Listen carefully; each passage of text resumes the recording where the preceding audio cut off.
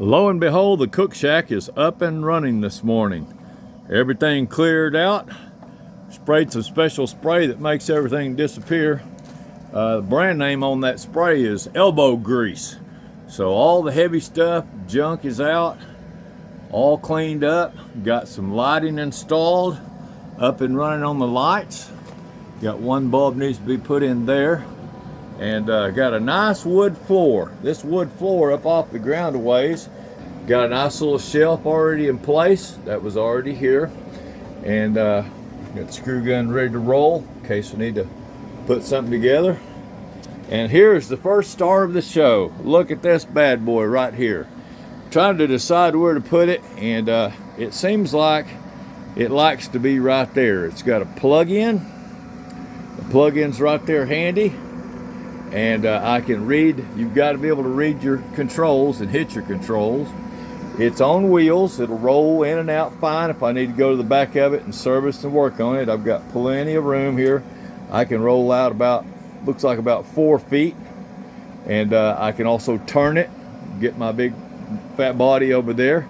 A big fat body is going away. This carnivore, I'm telling you, carnivore is the way to go. If you haven't got on a carnivore diet yet, at least try it. You know, sometimes people, they throw stuff off, caution to the wind, and they throw things away they don't understand. But you know what? Here's an analogy for you. When I first started, this 3/4 wall out here, now there's junk out here, y'all just overlooked that. This 3/4 wall was screwed up on the front of that building, and it was blocking me. This was a goat barn, and then it became a junk shed. And I didn't like either one of those. I didn't like the junk shed, and we don't have any goats, so it had no purpose. It was just collecting junk. And now, you see that beautiful smoke. I've got that thing on high, and it's almost out of pellets. But look at that bad boy. Now, I'm probably going to have to come up with a stack to put on that. I've got fans. I may have a fan out here on one wall just to keep it nice and clear in there. But boy, that little bit of smoke, that'll keep the waspers and the dirt daubers, they'll have to go find them a new place to play. So I'm very happy about it. I hope that the carnivore diet will help you. We will have tons of recipes. I know that this is just a so-called shop building, cook shack, and you don't eat a cook shack. But I want to encourage you. If you're going to go carnivore diet, you're going to find out real quick. You're going to get a lot more energy than what you ever had. And it'll take a little while. When you first switch over, you may have some blahs and you may not feel good, but that's that old fat in your body that's got all the stored up chemicals and things you've kind of stored up through the years. All that stuff's got to burn off. You don't want to scrape it off or suck it out with a machine. You can burn it. Just stop eating sugar. Stop eating starchy products, and I promise you that fat will burn off. I started at 278 pounds, and I'm well below 200 now. So I have lost 82, 83. The clock keeps going, and I want to lose 100 pounds. So imagine if you're overweight, which most Americans are. If you're overweight by 100 pounds, it's like you're carrying 2 50-pound bags of dog food with you everywhere you go. So all your jobs of the day, you're walking up and down steps, carrying a baby or carrying a toolbox, trying to do a job for an employer. You are carrying 2 50-pound bags of non-essential stuff with you called fat. Now, obviously, there is a purpose for fat on the human body. If you ran into a situation where you could eat like crazy for 2 or 3 weeks, and then the next month, you're going out to the desert and you have no food. Yes, the Lord built your body to store fat and to use it as food that won't spoil. Imagine that, having food with you to take with you in a storage tank so that you don't have to refrigerate it, doesn't have to be smoked, doesn't have to be salted. You've got that food with you. But if you are the average American on the SAD diet, the standard American diet, you've been told to eat a pyramid, and that pyramid is loaded with grains and starches and breads on the bottom. They want you to eat more of that than anything. And a lot of the vegetables that you eat, they're the same exact thing. You eat macaroni, you're eating wheat. If you eat beans, pinto beans, say, well, that's a survival food. Yes, it is. Yes, it is. I don't throw them away. If you've got a bunch of buckets of them, hang on to them. You might need them someday. But if you have your choice between eating pinto beans and broccoli or eating ground beef and smoked chicken, always choose the meat.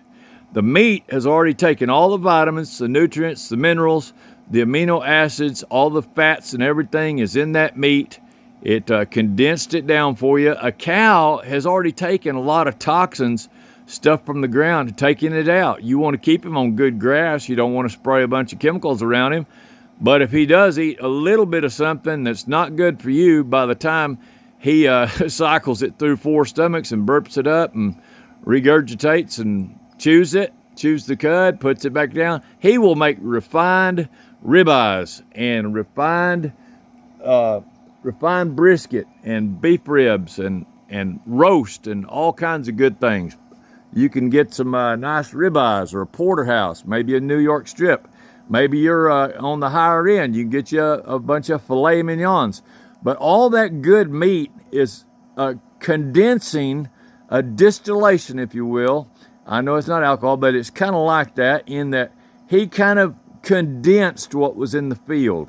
He ate the grass. He suffered the weight gain. He took the fat. He or she got the fat on him, carried it around, and then brought it to you as all that good salad condensed down into high protein, high iron, high vitamin meat for you to eat. Super easy to cook. So the reason that we're wanting to have this cook shack is if you're going to eat meat all the time, you really need a dedicated method of cooking that meat. So my start today will be with this Pit Boss right here. You can buy these from Walmart. Walmart's got these, Lowe's has got them, probably Home Depot, all the big box stores. And these things are super easy to use. They look like a refrigerator, kind of got a glass door. They open easy. You can go to them and just dial in whatever temperature you want over here.